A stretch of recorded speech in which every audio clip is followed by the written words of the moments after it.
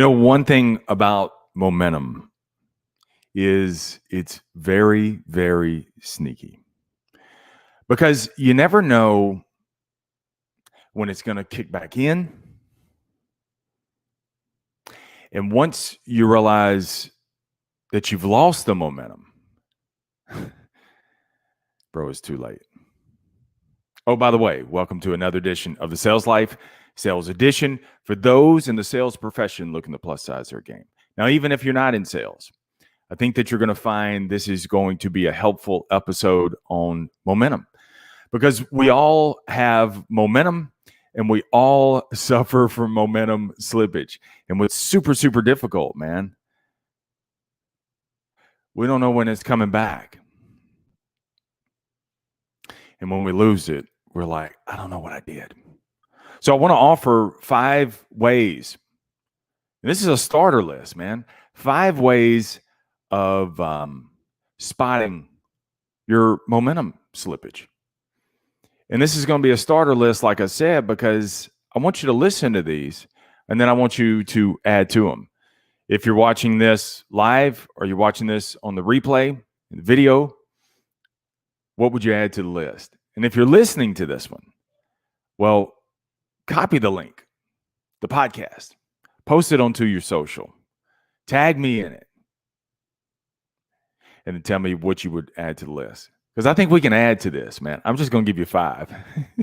This is like the starter, the yeast, man, that you leave in the refrigerator until you're ready to make homemade bread. This is what this is. And so that way we can add to it. So here are 5 ways, man, that you can spot momentum slips. Number 1, the first momentum slip to recognize is the boneheaded mistakes. And the boneheaded mistakes, man, are the things where you're just like the Homer Simpson, where you're, these are things that you never mess up on, that you knew better. Yet you made that mistake. That's momentum slippage right there. And you got to recognize that. Don't just shrug it off because it's huge. And so this is where, and many times we see these, where you say, come on, Marsh, you got to tighten up. But if you're not, if you're just like, man, I don't know why I messed that up. I don't know why I made that mistake. It's momentum slip, and it's going to get worse. Number 2, assuming instead of verifying. Many times we assume because we're too lazy to really do the checking. I don't really feel like that right now. I got a lot of stuff going on, right? So you kind of assume and you roll with the I'm pretty sure this is what the problem is. Only to realize that it wasn't, and you could have caught that mistake right then and there. So even when you have the urge to assume and you're pretty sure, if you're not 100%, stop right then and there and find out what the answer is. Many times, man, and just to bring you into my world, many times like for participation with a bank, depending on what the term is, how long they finance it for, depends on what my spread is. And different banks have a different spread. One bank may allow 1.5% participation. One bank may allow 1.75% participation. And many times on the bank, what I'll do is when that momentum slippage starts to creep in, then I'll say, I think I'm good here. When all I had to do is I just got to reach back, grab the binder, look it up, and then make the adjustment from there. Okay. See, it's little things like that, man. But those little bitty things are what's going to amount to massive consequences later, potentially. Number 3, this is where you go with the oh well versus actually correcting. This is where you say now versus maybe later. Catch the error. And so this is where a lot of times, man, when you oh well it, this is where you say, maybe accounting won't notice. And if they do, then I'll correct it if they notice. And you should double back around. I know it's going to be twice the work. I know you've got a lot of different things going on, but stop it right then and there. Correct it. And then move forward on that. This is where a lot of times what you'll say is, well, you know, the office, man, they love me upstairs. So they'll probably let me slide by. They'll give me a pass on this. No, because this is when you spot the error, dude, fix it. Because like I said, and I keep reiterating, this is going to cost you big time later. I love the analogy. One mantra that I live by is how you do the smalls is how you do the alls. And I tell my finance guys that all the time. How you do the smalls, and that's every single little blank. That's every single little document that has to be done correctly. How you do the smalls is how you do the alls. Because one thing that you have to remember is that the details can pay dividends, massive dividends, or they can lead to destruction. Number 4, momentum slip. This is how you spot the momentum slip. Waiting for the wall versus finding your wall. Many people wait for the wall to come down, and then they decide. Remember, we just talked about this on the Sales Life, the main Sales Life platform, the podcast. Your David days. And your David days are where you're training for the day. You're not waiting for the moment. This is where you actually find your wall. This is where you choose hard. This is where you choose the challenging things. Everybody else is waiting for the wall to come down. Everybody else is waiting to be told what to do. And what the optimal performers do is, the pros, they find their wall. I remember in Ryan Serhant's first book, Sell Like Serhant, and he's the guy that's on Bravo TV, the real estate agent in New York, incredibly successful. And every single day he said, I work to find my wall. And so what he does is he puts his back against walls. He finds those walls and he puts his back against it instead of letting the wall find him. And what this is going to do is this is going to build a tremendous grit and perseverance and fortitude and an ethos, man, that no one can take from you. If you're willing to find that wall, then no one can stop you because you're willing to go at it versus let it actually come to you. And the last one, man, we're going to wrap it up with this one. Challenge everything.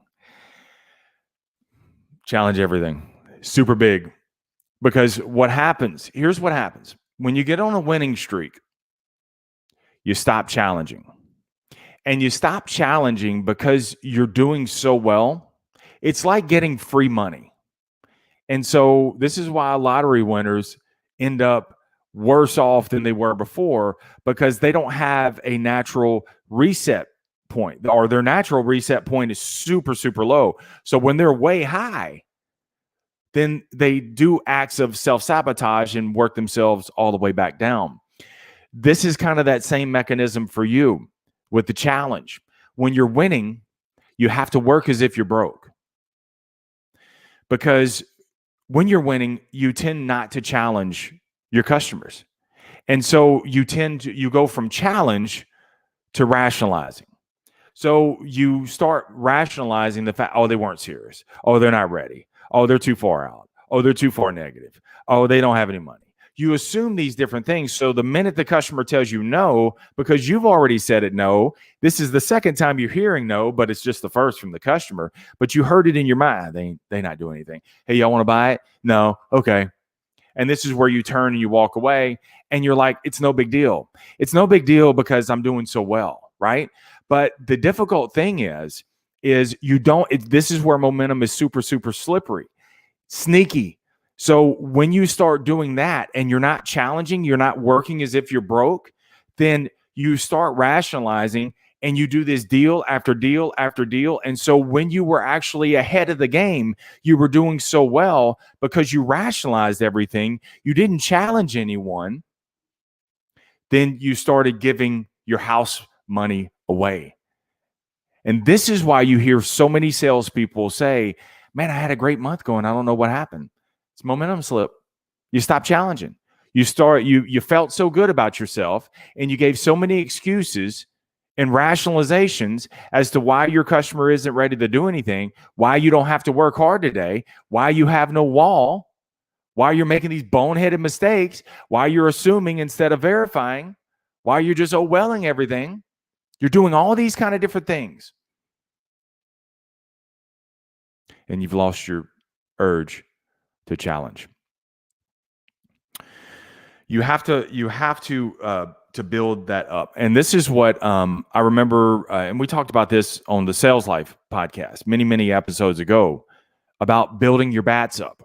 And Pete Rose, Major League Baseball player Pete Rose, told a young and up and coming Major League player, Keith Hernandez, I think 5-time Golden Glove winner now, but he told him, he said, you have to build your bats up. Never waste an at bat. Because even if it's a blowout, the way that you get into the Hall of Fame is working your percentages, and you never give a bat away, even if it's a blowout. Same thing for you. Even when you're doing super well, you work as if you're broke. You're building your bats up, because when you can build your bats up and you get that cushion, now you're playing with house money, and house money is super great. If you work it right, if you continue to add to the house money, what better time to challenge, to actually get in there, to try new techniques, all those kind of, what better way to do it right then and there when you got a hot hand going, versus sometimes when you're playing from behind. I just need this deal. And that's what happens. A week ago, you were way ahead of the curve. A week later, you're behind the 8 ball. You stop challenging. And you let the momentum get away from you. And momentum has got a tremendous lag to it. It's like eating a Whopper. One Whopper ain't going to kill you. 500 Whoppers will probably kill you. Okay? And that's what happens in our lives is we eat this one Whopper and we say, oh my God, I didn't die. I'm okay. So I can do it again. That's what we do in our sales life too. So we sit there and say, oh, I don't have the challenge and I'm still good. I still got a great month going. Oh, well. And before you know it, your career is DOA. I'm going to leave you with this. Always remember this about momentum. If you hear one thing, when it comes to momentum, it's easier to keep it going than get it going.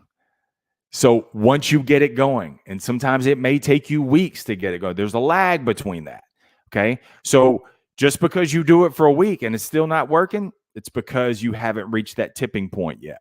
You have to keep I always say, feed the machine, feed Big Mo. Every single day, man, you got to feed Big Mo. So you're feeding the momentum. And then once it gets going and it's steamrolling, and dude, you're holding a parade for yourself, keep it going and don't ever let the momentum slip from there. What would you add to the list, man? I want to hear from you.